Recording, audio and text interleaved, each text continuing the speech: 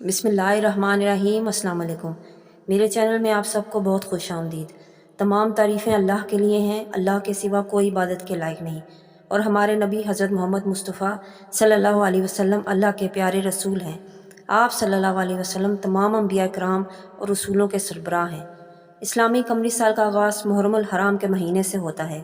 یہ مہینہ بڑا بابرکت اور مقدس ہے۔ تاریخی اعتبار سے بھی اس مہینے کو خاص اہمیت اور فضیلت حاصل ہے۔ محرم الحرام کے بارے میں نبی اکرم صلی اللہ علیہ وسلم کا ارشاد ہے کہ یہ بہت بابرکت مہینہ ہے۔ ایک اور روایت کے مطابق حضور صلی اللہ علیہ وسلم نے فرمایا ہے، محرم میں روزے رکھو، اللہ تعالیٰ نے ایک گزشتہ قوم کے گناہ اسی مہینے میں بخشے تھے، اور اللہ تعالیٰ آئندہ بھی کئی قوموں پر رجوع کرے گا اور اس کے گناہ معاف فرمائے گا۔ تو پھر اسی مہینے کی اہمیت کے حوالے سے میں آج آپ کو بتاؤں گی کہ آپ نے محرم کا چاند دیکھ کر کیا پڑھنا ہے، جو ہمارے نبی پاک صلی اللہ علیہ وسلم نے فرمایا ہے۔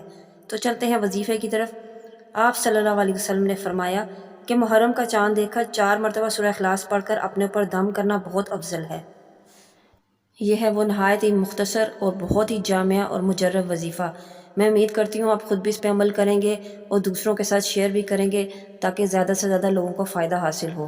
ویڈیو پسند آئی ہے تو لائک اور شیئر کیجیے، اور اپنی قیمتی رائے کا اظہار کمنٹس میں ضرور دیں۔